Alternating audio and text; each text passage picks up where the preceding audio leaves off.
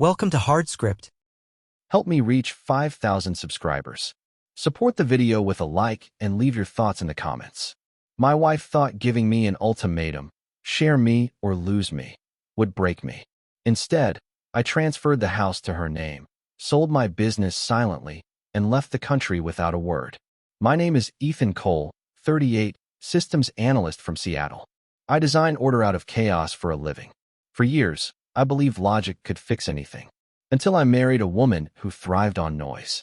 Lena built her fitness brand out of nothing but her phone and an audience that adored her. She posted morning routines with Starbucks cups, Target leggings hauls, motivational talks about balance, while staring into the camera like it was a mirror. I used to film her workouts, edit the clips, fix the lighting, her quiet support system in the background. She'd tag me sometimes, the tech husband, a running joke to her followers. To me, it was our life. It started small. A few new followers who commented on every post. One in particular, Travis, stood out. Former Marine, tattooed, always first to reply with flame emojis, and coach, you saved my life. I noticed his name often. Too often. When Lena began answering him in stories, laughing at his jokes, inviting him to join our live workout for accountability, I told myself it was just engagement. Metrics. Then she started training with him in person, for content. The first time I saw them together on screen, sweat shining on both of them, her voice softer than usual, I knew. The line had already been crossed. When I mentioned it, she didn't deny anything. She just smiled and said, Ethan, it's part of the brand. You wouldn't understand this world. She was right, I didn't. In my world, trust is binary, true or false. In hers, everything is blurred for the sake of reach. Weeks later, she called a talk. Her tone was rehearsed, influencer calm. I need to feel free, she said. If you love me, you'll accept that I can share my energy with others. With him. Or you'll lose me. She waited for me to react, to beg. I didn't. I just nodded. Understood. That night, I moved everything from our joint account to a separate one she didn't know about. The house deed, paid in full, went quietly to her name. The next morning, while she filmed another morning gratitude vlog, with Travis commenting live, I sold my shares in the consulting firm I'd built for 12 years. 3 signatures. No noise. No announcement. By the time she uploaded her new chapter reel on Instagram, I was already at SeaTac, one-way ticket to Tokyo on my phone screen. I didn't post, didn't message, didn't leave a trace. Lena wanted a spectacle. What she got was silence. Tokyo wasn't an escape. It was a reset button. I landed with one suitcase, a MacBook, and the quiet I hadn't felt in years. No notifications. No schedules built around someone else's content calendar. Just the hum of vending machines and the low rhythm of a city that never needed me to perform. Back in Seattle, Lena's new life unfolded publicly. I didn't follow her, but people sent me things. Old friends. Co-workers. Her posts were everywhere. Healing after heartbreak. Living authentically. Partnership without limits. She turned the breakup into a brand expansion. Travis was in every clip now. Training partner, she called him. I recognized the bracelet he wore. It used to be mine. I didn't respond. Instead, I found a small apartment in Shinjuku, minimal, efficient. My days followed patterns that made sense again.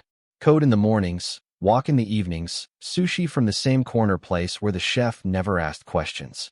I reactivated an old freelance profile and started taking contracts from US.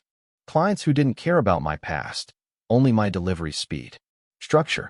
Precision. Clean lines. Some nights I'd scroll through old photos, not because I missed her, but to study the pattern of what I'd ignored. The subtle shifts, the captions that turned from we to I, the phone angled just enough to keep me out of frame. It hadn't started with Travis. It had started long before, with the idea that attention meant love. I used to think logic could balance that equation. But logic doesn't trend. A month passed before the first message came. It wasn't from Lena. It was from her assistant, someone named Mia, who used to manage her brand deals. She wrote that Lena had been trying to reach me, that she wanted closure. I deleted it. Then the calls started. Unknown numbers, international codes. Silence on the other end when I answered. I blocked them all. By the second month, her posts shifted tone again. The glow was fading. The captions turned defensive. Some people can't handle strong women. Silence doesn't mean guilt. It means fear. I didn't feel fear. I felt nothing. I'd built systems my entire life, financial systems, data systems, logical frameworks. But this new one was different. It was a system for peace. Every action deliberate. Every movement quiet. Lena once told me silence kills engagement. She was right. It killed hers. 3 months passed before I heard her voice again.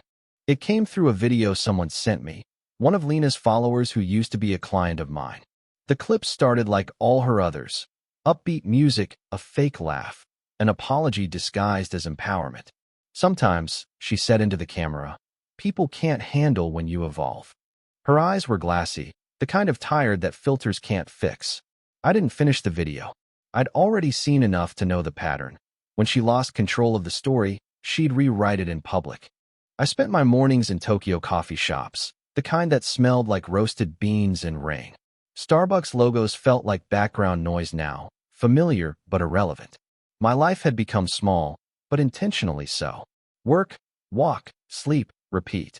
It was predictable, and for the first time in years, predictability felt like luxury. Then one night, a message slipped through the digital cracks. Not from Lena, but from Travis. His account was private, the profile photo a gym mirror shot. The message was short. You win, man. She's all yours if you want her. I stared at the screen, unsure whether to laugh or delete it.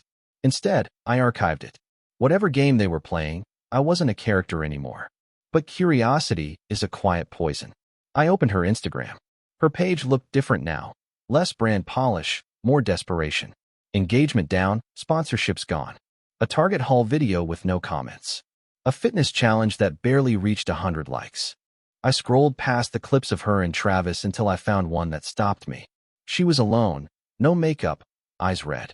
Sometimes, she said softly, you give everything to someone who only wants silence in return. The caption read, healing in progress. I closed the app. That's when I realized something important.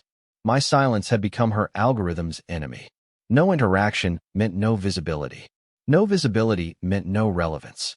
The woman who built her world out of attention was vanishing, digitally first, then slowly, socially. In the physical world, I was learning to exist without her shadow. My Japanese landlord waved each morning as I left for work. The sushi chef had started calling me Engineer-san. Life was quiet, but alive. She wanted noise. I had chosen peace. And peace, I was learning, makes the loudest statement of all. 6 months into my life in Tokyo, I almost forgot what her voice sounded like. Then one evening, while reviewing a project timeline on my MacBook, I received an email from a company back in Seattle. Subject line, brand collab proposal. The sender's name stopped me cold, Lena Cole Fitness, LLC. She hadn't even changed her last name. I clicked it. The message was polite, professional, as if we were strangers. She wrote that she was expanding her brand internationally and was seeking a reliable systems consultant familiar with digital integrations. I stared at it for a long time, unsure whether it was arrogance, irony, or desperation. I closed the laptop without replying. The next morning, curiosity got the better of me. I checked her company registration online. She'd restructured after our separation, dissolving our shared holdings and taking full ownership of the brand. Financial records showed steady decline. Sponsorship deals canceled, unpaid taxes, lawsuits from vendors. The house I'd signed over to her had been listed on Zillow 3 weeks ago. Price reduced twice. She was selling everything, but her captions still said, thriving. Travis had disappeared completely. No tags, no mentions. When people asked where he was, she ignored the comments or deleted them. The same followers who once praised her now turned against her. Fake, liar, manipulator. Words that used to belong to me in her story now circled her like vultures. I didn't feel satisfaction. Just a quiet, distant recognition, cause and effect. I had built my exit like code, line by line, error-free, irreversible. She had built her life like a live stream, temporary, performative, dependent on strangers. That night, as rain drummed softly against my apartment window, I thought about her ultimatum. Share me or lose me. The irony was clear now. She wanted to be shared, with fans, with the world. I gave her exactly that. Total ownership, freedom without structure. And in the process, I reclaimed mine. I made myself a cup of instant ramen, sat at the small kitchen table, and watched the neon reflections dance across the window glass. In the quiet hum of Tokyo, her voice faded completely. Some men respond to betrayal with rage. I responded with absence. And absence, I'd learned, leaves the deepest mark. A year after I left, I received a letter, an actual envelope, handwritten, forwarded from my old Seattle office. No return address, just my name written in the same looping script I'd seen on birthday cards and sticky notes once taped to my coffee mug. I opened it slowly, expecting drama, confession, maybe guilt. Instead, it was short. I finally understand what silence costs. I hope you're well. L. For a moment, I just stared at it, unsure what I was supposed to feel. Regret? Closure? None of it came. The handwriting felt like a relic from another lifetime. I folded the letter, placed it in the drawer beside my passport, and went back to work. By then, Tokyo had become home. My days were full again, but not crowded. I had built a quiet rhythm, projects with European firms, evening walks under the LED glow of Shinjuku, weekends at a local gym where no one filmed their workouts. One of the trainers, Ayumi, would sometimes hand me a towel and smile, curious about the American who preferred silence over conversation. She reminded me that not every connection needed to be broadcast to exist. Meanwhile, Lena's world continued unraveling in the background. I didn't seek updates, but the internet had a way of finding me. A Reddit thread surfaced. Whatever happened to that fitness influencer who vanished after her husband left? The comments were brutal. Burned out. Got exposed. Now working at some boutique studio in Arizona. I didn't read further. She had wanted to live through screens. Now she was disappearing through them, pixel by pixel. Sometimes, when my mind drifted, I'd remember the early years, the two of us sitting in a diner after a long hike, her hair messy, eyes alive. That woman had been real. The one who replaced her, the one addicted to validation, was not. Somewhere between likes and live streams, she'd traded authenticity for attention.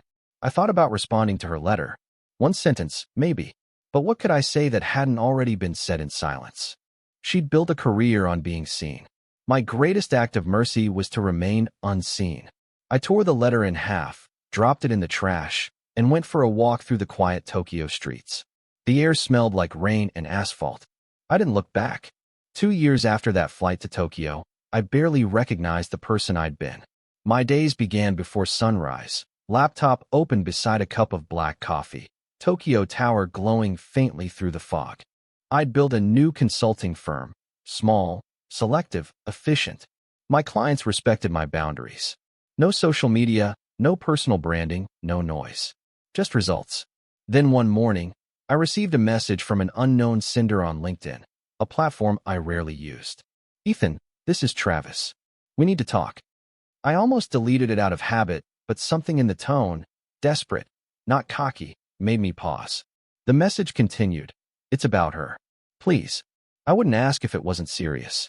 Against my better judgment, I replied with a single line. What happened? His response came within minutes. She's in trouble. Not physical, financial. Someone's been using her old brand name for scams. Her accounts were hacked, and she's being blamed. She mentioned your name when she tried to explain. I stared at the screen, weighing every word. Part of me wondered if it was bait, another attempt to drag me back into her orbit. But something about it felt real. I searched her name online. The results were grim. Articles about fraudulent online programs, fake coaching subscriptions, hundreds of people demanding refunds. The same logo I once designed for her fitness brand was plastered across the headlines. Lena Cole Fitness under investigation. I felt no pity, only a quiet certainty that everything had come full circle. She'd built a life out of blurred boundaries, business mixed with intimacy, attention traded like currency. Now, that currency had collapsed. Still, I sent Travis one last message. Tell her to use the legal documents I signed over 2 years ago. The company name, the accounts, the rights, they're all in her possession. My name isn't attached to any of it. His reply came seconds later. She knows. That's why she said you're the only one who's clean.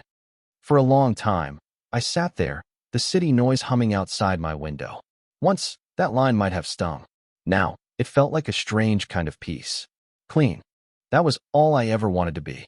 I closed my laptop, took my jacket, and stepped outside into the cold Tokyo morning. Some stories didn't need revenge. They just needed distance. A few weeks later, a lawyer from Seattle contacted me. He introduced himself as representing Lena in a civil inquiry. His email was formal, the kind written by someone trying not to sound desperate. He said she was facing potential charges over the fraudulent programs, but her legal team believed the scams were run by an old contractor who'd cloned her brand assets after the company collapsed. He asked for a statement verifying that I had no further involvement or access to the brand systems. I read it twice, then replied with 3 words, statement attached. Goodbye. I hadn't thought about her in months before that. Now, she was back in the periphery again, a ghost flickering at the edge of my rebuilt life. For a few days, my mind wandered where it shouldn't. I wondered how she was living, whether she still posted videos, whether anyone still cared. I looked once, against my own rules. Her social media accounts were gone, deactivated, deleted, erased like she'd never existed. The last public thing left was a screenshot someone posted. Her final story, captioned, "Sometimes silence wins." That sentence stopped me. It sounded almost like mine. For the first time, I wondered if she finally understood what she'd taught me to perfect, how quiet could be both punishment and mercy. Work became my anchor again. I traveled for projects, Singapore, Seoul, Sydney, each city adding a layer of calm detachment. I didn't run from my past. I just refused to feed it. My routines were small, human. Coffee from the same vending machine. Notes on paper instead of screens. A life without an audience. One rainy evening in Ginza, I saw something that pulled me out of that calm. A digital billboard above a storefront flashed an ad for a new wellness startup. Their slogan, "Rebuild quietly." I froze. The woman in the ad looked older, sharper, but unmistakable. Lena. Different name, same eyes. I didn't take a photo. I didn't linger. I just kept walking through the neon glow, the city reflected in wet pavement. Some people never stopped performing. They just changed stages. But I wasn't her audience anymore.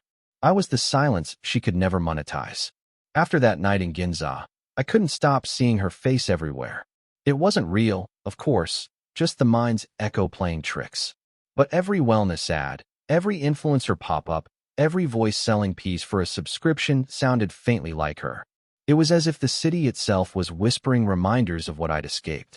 I finally looked her up again, this time not through social media, but business filings. Her new company was called Rebuild Quietly, registered in Los Angeles. A wellness startup offering online therapy, fitness, and digital detox coaching. The irony was almost surgical. She'd turned my philosophy into her product. My silence had become her brand. I scrolled through the site. The design was minimalist, soft beige, white fonts, calming photos of empty beaches. Her bio read, "After losing everything, I learned that stillness is power." I closed the laptop and laughed quietly to myself. It wasn't anger anymore, just recognition. Even in reinvention, she couldn't help performing. But this time, she was borrowing my lines. A few weeks later, one of her new clients reached out. A man from Chicago, mid-40s, said he'd found my name mentioned in an old podcast Lena had done before deleting her accounts. She said, "You taught her what silence really means," he wrote. "I'm trying to learn that too." His words hit deeper than I expected. Maybe she had learned something after all, even if she monetized it. Still, I didn't respond. Not to him, not to her world. I had nothing left to say. Instead, I printed the message and pinned it above my desk as a reminder. When you live quietly, even echoes can find you. Life continued in its deliberate rhythm. My firm expanded, modestly, with 2 local employees who valued discretion over networking. I'd started volunteering at a tech literacy center, teaching high school kids how to protect their data, how to build systems that couldn't be exploited by noise. Sometimes, when the classroom emptied, I'd look at the rows of silent screens and think about how many lives are ruined by the constant need to be seen. Lena's face would flicker in my memory, not as a wound, but as proof. She thought visibility was victory, but I had become invisible and free. A full 3 years had passed before I heard her name again. It came from a podcast, one that played in a co-working space where I sometimes rented a desk. The host was talking about digital rebirth, about creators who had disappeared and returned under new identities. Then came the name, Lena Cole, founder of Rebuild Quietly. I froze mid-keystroke. Her voice followed, calm, slow, polished. She spoke about transformation, about losing everything and finding peace. Her words sounded rehearsed, but her tone carried something different, fatigue, maybe honesty. We chase connection, she said, but forget what it costs. Silence isn't punishment. It's clarity. For a moment, I just listened. She wasn't lying this time. For the first time, I heard her without performance. It was strange, unsettling. When the episode ended, I stepped outside, walked to a vending machine, and bought green tea just to steady my hands. Later that week, I got a message on my professional email. Ethan, I know you don't owe me anything, but I wanted to thank you. I built something real this time, and I did it without pretending. If you ever want to talk, not for closure, not for forgiveness, just as two people who learned something the hard way, I'd like that. No cameras, no audience. It was signed simply, Lena. I didn't reply, not out of anger, but because the silence between us was already the conversation. I had nothing more to give her, and she didn't need anything from me anymore. That was the point. A week later, her company's name appeared again, this time in a Forbes article about wellness startups making actual impact. No scandals, no drama, just quiet growth. She'd finally learned how to exist without spectacle. Maybe that was her redemption. That night, I walked through Shibuya under the electric rain, passing people lost in their phones, faces lit by screens. I realized how far I'd come from the world that once consumed me. I didn't crave revenge.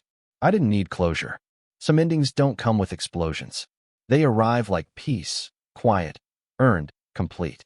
And for the first time in years, I slept without dreaming of her voice. The final time I saw her wasn't online. It was in Kyoto, during the spring bloom, almost 4 years after I left Seattle. I was walking along the river near Gion, camera in hand, capturing reflections of cherry blossoms in the water. It was a quiet morning, misty, pink, weightless. Then, across the bridge, I saw a woman helping an elderly tourist take a photo. The smile was faint, polite. Her hair was shorter now, her posture smaller. But it was her. Lena. She didn't see me. Or maybe she did, and chose not to. Either way, we passed like strangers. No words, no acknowledgement. Just two people moving in opposite directions, bound by a past that no longer demanded attention. For a brief second, I wanted to stop her, to ask if she'd really found peace or just learned to imitate it. But then I remembered what peace actually felt like. It wasn't a question. It was the absence of one. I kept walking. Behind me, the sound of her laughter mixed with the rustle of the river, fading until it became part of the city's hum. There was no closure scene, no cinematic moment. Just distance, honest and earned. Back at my apartment that evening, I uploaded the photos I'd taken that day. One stood out, a blurred silhouette on the bridge, soft light catching her outline against the morning fog. I didn't edit it, didn't add filters or adjust contrast. I just saved it under a simple name, Silence. The next morning, I made coffee, opened my balcony window, and watched the city wake. Somewhere, Lena was probably doing the same, breathing the same air, but living a different truth. She had chosen attention. I had chosen quiet. And both of us, in our own ways, had gotten exactly what we asked for. She thought an ultimatum would break me. Instead, it rebuilt me. Some men fight to be heard. Others simply step out of the noise and let the silence speak for them. I was done talking, done proving, done explaining. I didn't destroy her world. I just stopped being part of it. And sometimes, that's the most powerful revenge there is. What would you have done in my place? If the story hit you, leave a like. And don't forget to subscribe. It only gets stronger from here.